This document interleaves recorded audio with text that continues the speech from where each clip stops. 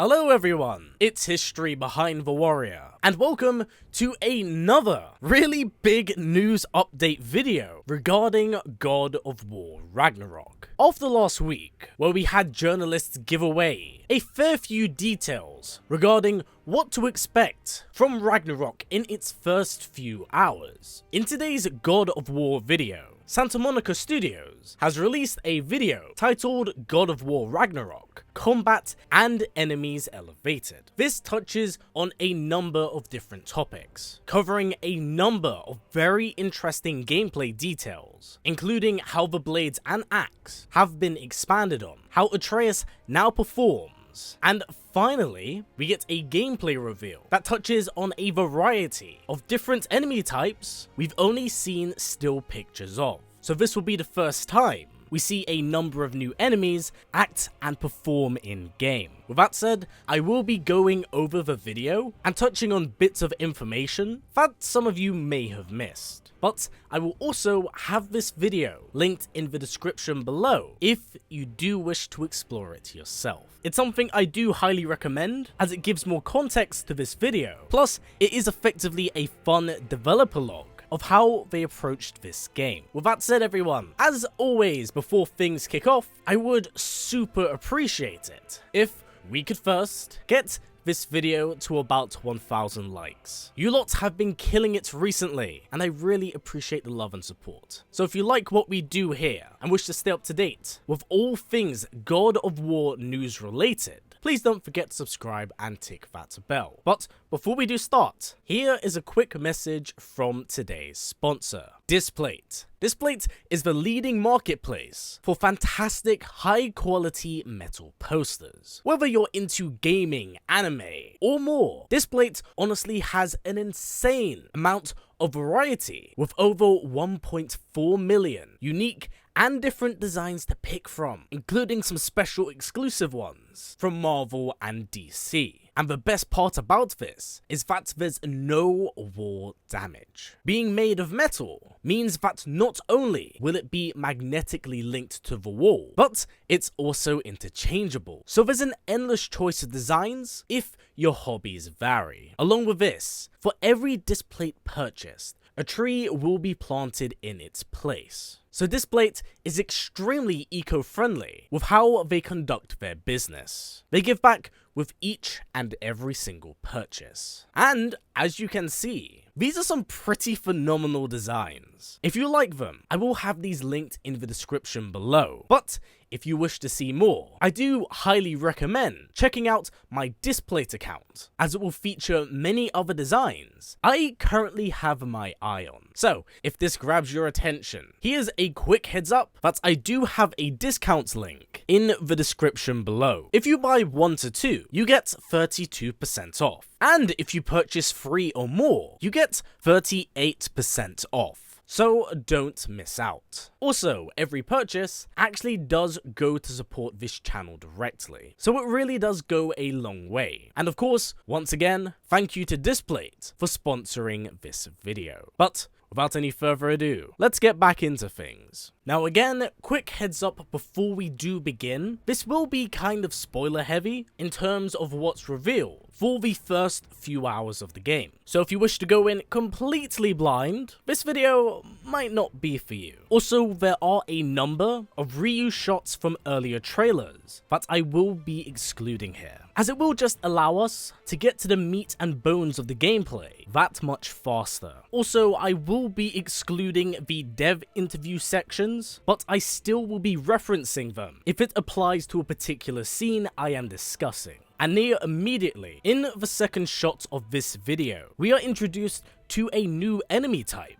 we have only heard of in articles, the Raiders. These are the leftover humans from Midgard that are serving as the remaining remnants of man. Obviously, it seems like the mortals aren't particularly happy with Kratos bringing on the end of not only their world, but that of the gods, and for so actively seek to kill Kratos and his son in the hopes of ending Ragnarok early, or to ascend to Valhalla by dying in combat. combat. With that said, we only get a very brief shot of this one here, but we will touch on them in a bit, as I believe we see two variants of them in the trailer. We then revisit some older shots, and then we see a completely new light elf archetype, one that I think is the grunt, as it's featured quite heavily here, getting its ass beat. And as we can see, Kratos is performing a finisher on this light elf, something that I want to highlight, because they finally reveal how this execution system will work. So the finishers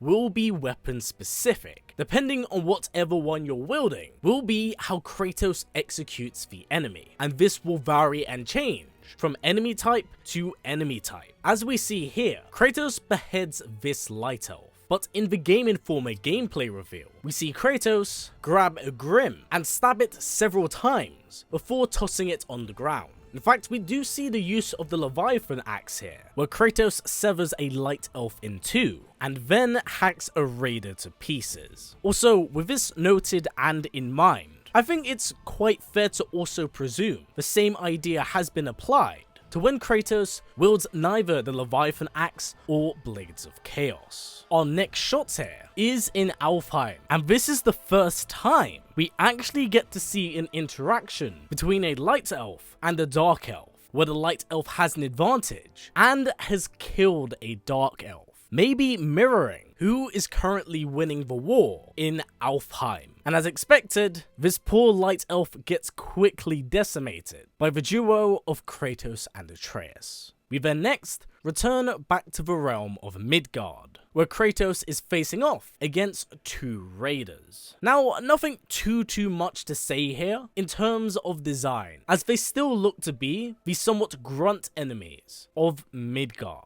Also, it looks like Kratos' light heavy attack no longer has the large overhead swing, but instead is replaced with an upward swing to lead to more combo heavy juggles. Once again, adding to the gameplay design philosophy of play with your food. But us beating up on the raiders does not end there, because in our next shot, we have the duo of Kratos and Atreus taking on a raider each, with Atreus kind of showing his own fighting capabilities, opposed to him in the last game being largely a support character. Here we see Kratos utilize another launcher, and Atreus now using his mother's bow as effectively a giant stick to whack people with. And what's a really nice touch here is that it glows golden, a colour synonymous with Fae. We then cut away to another shot of a raider, but this of course is a very different one in design, being female, that rocks more of a talon-clawed and bird-like design,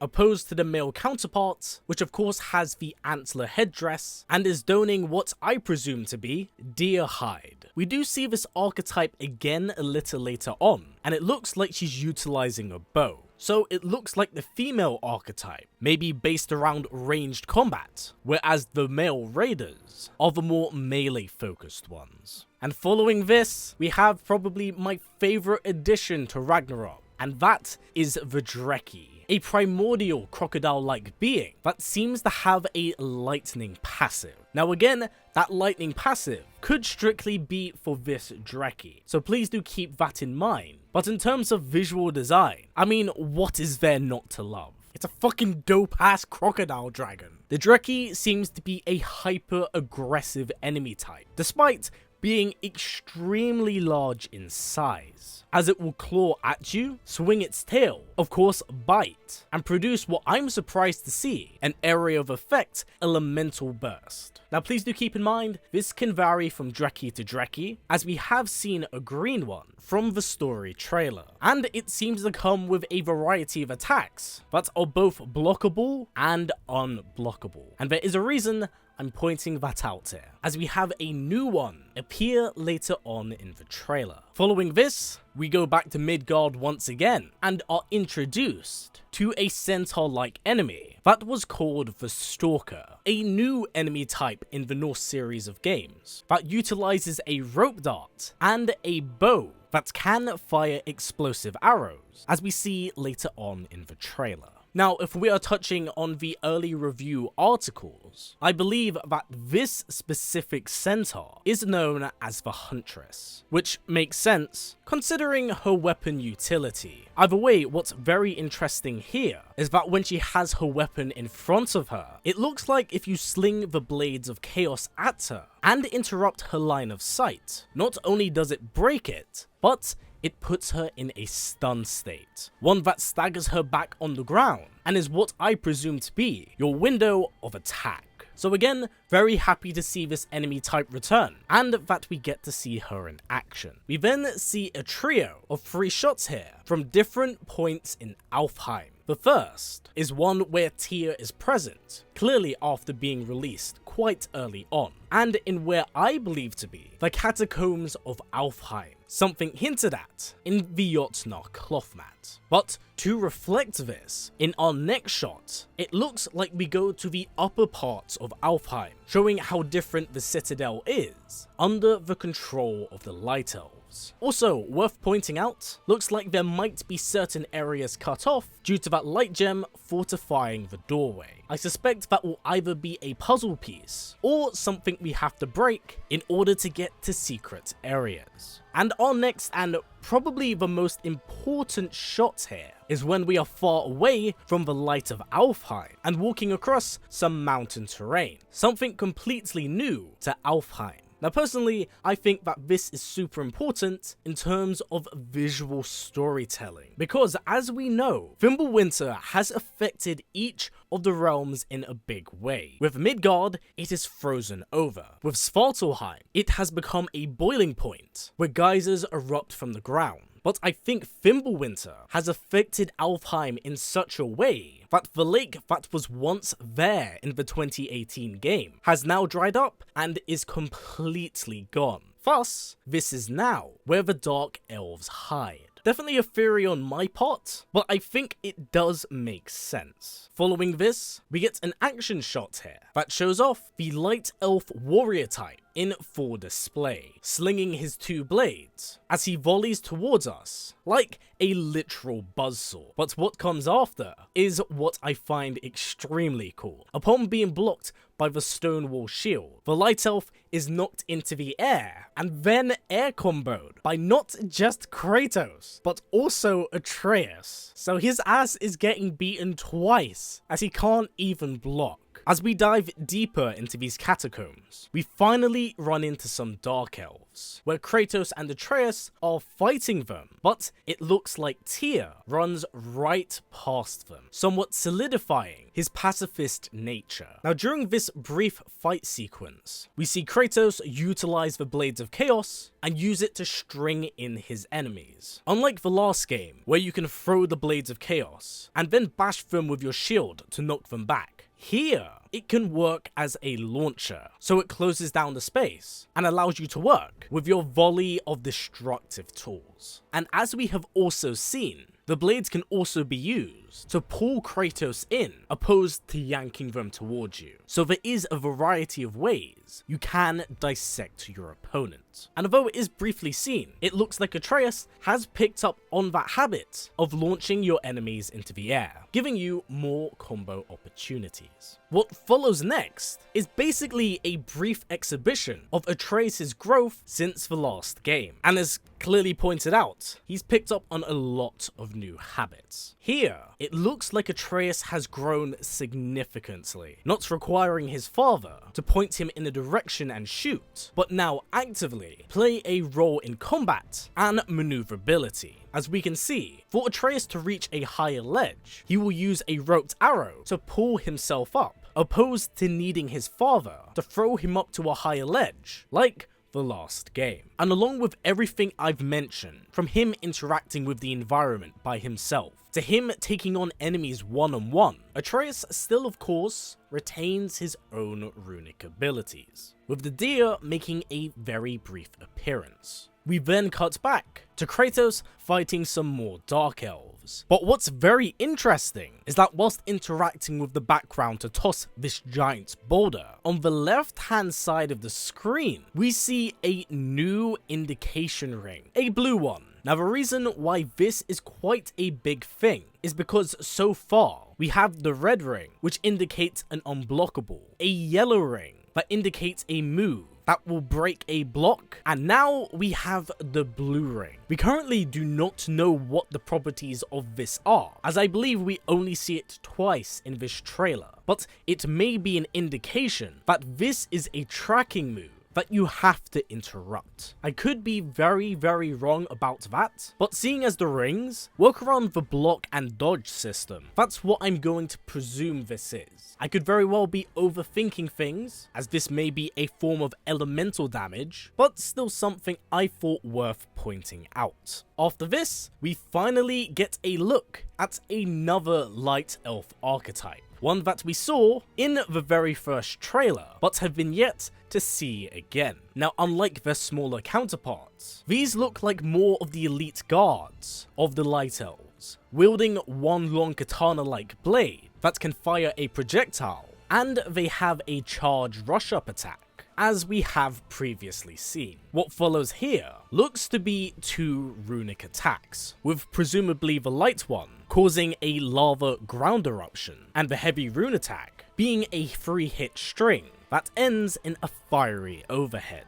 We then next see yet another runic attack, this time on a Grim, where it actually looks like they may be bringing back some of the older runic attacks, as this attack specifically looks eerily similar to that of the Rampage of the Furies. So maybe some old legacy attacks will be returning here. Now, whilst fighting this light elf, we see that they are capable of blocking, but that's nothing that the Stonewall shield can't deal with. So it seems like if your enemy is blocking when you perform the area of effect attack, it won't launch them in the air, but it will break their guard. We then get a few more shots of Kratos in Svartalheim, beating up some Grims, and once again, showing us some older legacy strings that will be returning with the Blades of Chaos. And then we get a reveal of a very new enemy type that we have barely seen, and that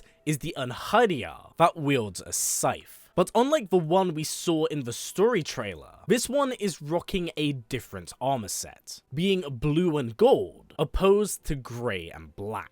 So if I was a betting man, this Unhydia here is the boss archetype of the other Unhydia. And we next get to see another Unhydia, this time rocking a little bit of a different design from what we are accustomed to, with them donning helmets. Now this could mean a number of different things, like maybe battle damage wears down their armor, or maybe this could simply be another design for this grunt archetype. But yeah, either way, this dude gets shish kebabbed pretty hard, and basically turns to ash, as, well, Unhydia are dead mortals. Now, I will be lightly touching on the few remaining bits here, as I've largely covered a lot of the mechanics, but here are some highlights that I feel are very important here. Now, one of the big things they implemented into this game was verticality, and how Kratos can jump over ledges, and perform a diving strike with both the Leviathan axe and Blades of Chaos. But rest assured, you fisticuffed enthusiasts, as you can also perform a ground pound, and yes, a full-on punch melee moveset will be returning from the last game.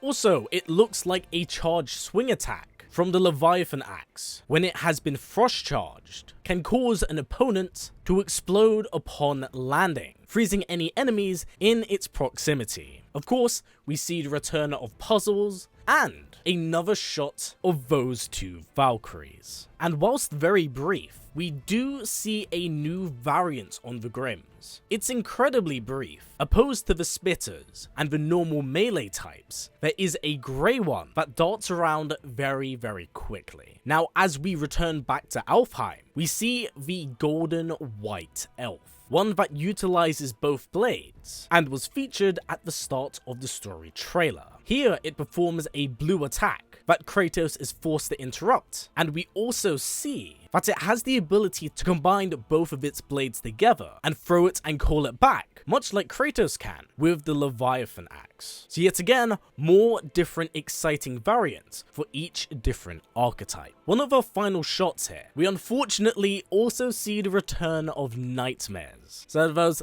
little exploding bastards will be returning in what looks to be the catacombs of Alfheim. We get a few more action shots here, displaying some of the mechanics I've already mentioned, and of course, a final juicy decapitation from Kratos. Now overall, there's a lot that kind of goes on in this 8-minute video. A lot of it is extremely quick and extremely fast, but I hope you were able to learn something new from watching this video. I didn't quite expect this to be as compact as it was, but it's very clear. There's a lot of heart and a lot of passion that goes into each of these enemy types. So I'm interested to see how this all works in motion. Of all the enemy types we have seen here, guys, who are you the most excited to be facing? Please do comment down below, because me myself, I'm actually torn between the Light Elves and the Einherjar. I want to fight that Black Knight guy. He's really cool looking, and I mean he's wielding a scythe. What's there not to love? But anyway guys, that is it for me. So as always everyone, stay strong, stay well, and keep on fighting, as we are currently 2 weeks away from release. So take care everyone, I'll see you soon.